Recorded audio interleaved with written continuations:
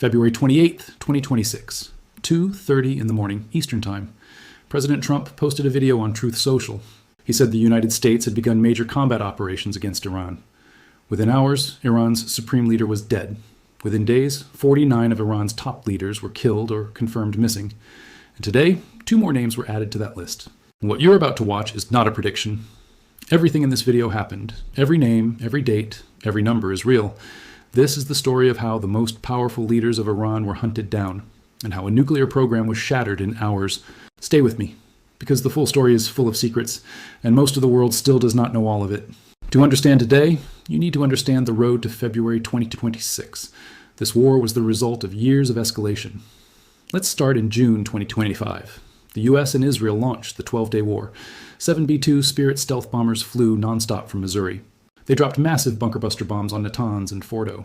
Iran's enrichment facilities were largely destroyed, setting their program back by years. But it did not end the Republic. Iran rebuilt slowly and quietly. By late 2025, they were enriching uranium again in secret. At the same time, Iran's economy was collapsing.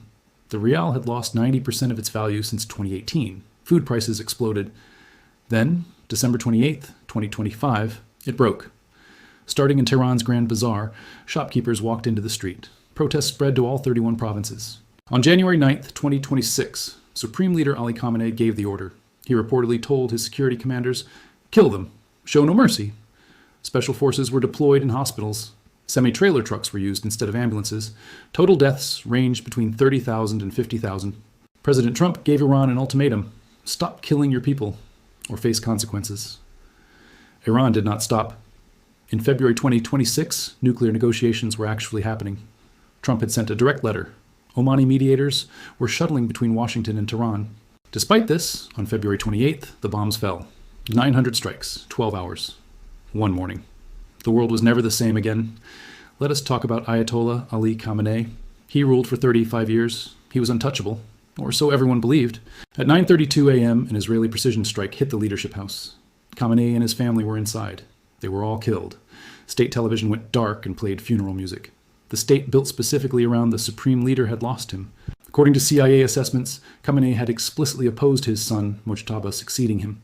He considered him unfit and untested. But the IRGC insisted on speed. On March 8th, Mojtaba Khamenei was named the new supreme leader of Iran. Is he still alive? No video, no photographs. Every message has been a handwritten note read on state television. Now let us go through the leaders killed. Losing the defense minister and senior IRGC commanders on day 1 was catastrophic. Ali Shamkhani, the lead negotiator, also died. He was the man who said a deal was within reach just days before. The list includes the heads of nuclear weapons research, 2 consecutive directors killed in the same morning. Let that sink in. Today, March 17th, the list grew. 49 confirmed leaders killed. The U.S. is offering $10 million for the remaining 10. Ali Larijani was killed overnight. He was the face of Iran's diplomacy. Without him, there is no one left the West would trust. General Gholam Reza Soleimani of the Basij was also killed. He led the repression against protesters. That is why he was targeted. Now, the nuclear program. Was Iran building a bomb? Officially, there was no evidence, but they were enriching to 60% purity. After the strikes, the IAEA does not know where the uranium is. This is the war's most dangerous unresolved question. The axis of resistance activated. Hezbollah launched rockets. Israel authorized a ground invasion of Lebanon. 1 million people are displaced. The Houthis have held back, but they are the wild card. If they enter, the Red Sea shuts down and the global economy feels it. The Strait of Hormuz remains effectively closed. 20% of the world's oil passes through here every day. In all this, don't forget the Iranian people. Footage emerged of Iranians cheering the fall of their oppressors. The diaspora rallied worldwide. In Munich, 250,000 people marched. They waved the pre-revolutionary flag, the lion and sun. But the opposition is not united. There is a darker question. What if the regime survives? The martyrdom narrative is powerful. Inside the U.S., the war is controversial. Joe Kent resigned, saying, "Iran posed no imminent threat, and that we started this." Scenario 1. Regime collapse. The military fractures, and a transitional government takes over. This is what the diaspora hopes for. Scenario 2. Prolonged guerrilla war. The U.S. faces a multi-front war with no exit. This is what analysts privately fear. I want to leave you with this. There are 90 million people in Iran who did not choose this war. Subscribe for updates. Tell me in the comments, which scenario do you think comes next? If you're watching this, you already know the basics. You know that the United States and Israel launched strikes on Iran on February 28, 2026. You know that the supreme leader was killed. You know that 49 Iranian leaders have been confirmed dead in 17 days. But part one only scratched the surface, because this war has layers that most people following the news are still not seeing clearly.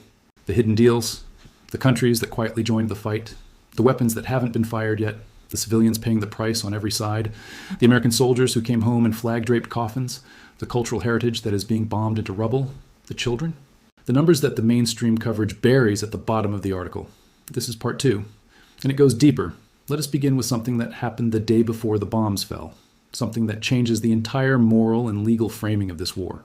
On February 27, 2026, Oman's foreign minister, Badr al-Busaidi, gave a press statement. He said that a breakthrough had been reached in negotiations. He said that Iran had agreed to never stockpile enriched uranium. He said Iran had agreed to full verification by the IAEA. He said peace was within reach. He said talks were expected to resume on March 2nd. On March 2nd, there were no talks. There were bombs. On February 28th, al-Busaidi issued a second statement. He said he was dismayed. He said that active and serious negotiations had been undermined.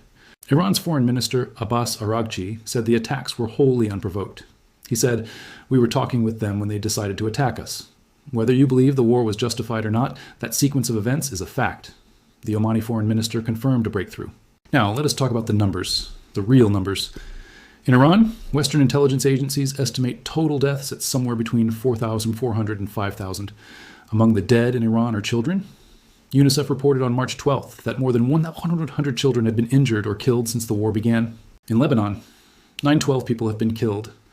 Among the dead is Father Pierre al-Rai, a Christian priest killed by Israeli fire while serving his congregation. In Israel, at least 15 people have been killed. 19 people were injured when an Iranian missile hit a neighborhood in Beersheba. Among U.S. forces, 13 American service members have been killed by enemy fire. Names like Major John Klinner and Captain Ariana Savino are now etched in history. Let us talk about what Iran actually hit. Iran has fired over 500 ballistic missiles and nearly 2,000 drones since February 28th. The IRGC spokesperson said Iran has not yet fired the missiles produced since the June 2025 war. The most advanced weapons have not been used. In Qatar, Iran attempted to strike Doha's international airport. Qatar's air defenses intercepted the attack. Qatar then did something extraordinary. It struck back. In Saudi Arabia, Iran targeted the Aramco Ras Tanura oil refining facility, one of the largest in the world. Defense forces intercepted multiple waves. In the Strait of Hormuz, the U.S. sank 2 Iranian naval vessels in the same day, the Iris Shahid Soleimani and the Iris Dana. Here's something the mainstream coverage missed: the destruction of Iran's cultural heritage, UNESCO World Heritage sites that belong to all of humanity. On March 9th, the city of Isfahan was bombed. Nakhshe Jahan Square, one of the most beautiful public squares in the world, was damaged. Whatever you believe about this war, the destruction of these sites is a loss that cannot be undone. When they're gone, they are gone. Iran's state broadcaster IRIB had its Tehran headquarters bombed on 2 consecutive days. The broadcaster switched to internet streaming. The parliament building was targeted. Qatar bombed Iran. Let that settle for a moment. Qatar, the small Gulf state that hosts the largest American airbase, struck Iran. Let us talk about the man now leading Iran. Mojtaba Khamenei, 54 years old, he grew up inside the machinery of the Islamic Republic. Since March 8th, there has been no confirmed public appearance. Trump's statement, I don't know if he's even alive, was not made idly. China and Russia both abstained from a UN resolution condemning Iran. China sat on its hands because its oil supply was being threatened. Oil prices passed $100 per barrel. The Strait of Hormuz closure is the most significant supply disruption in world history. Iran withdrew from the 2026 FIFA World Cup. Young men who spent years training for the greatest sporting event on earth will not be there. On March 2nd, Kurdish armed groups launched a military offensive into Iranian territory. A second front opened at the moment Iran was most vulnerable. What is America actually trying to achieve? Trump demanded unconditional surrender, but Iran is still firing, still fighting, still launching missiles. Growing voices inside the Republican Party are asking the same question. What is the exit? What does victory look like? Let me leave you with the voices of the people living this war. The mother in Manama who said, "We are not soldiers. We never chose this." None of them chose this. That is the truth at the center of every war ever fought. Thank you for watching part 2.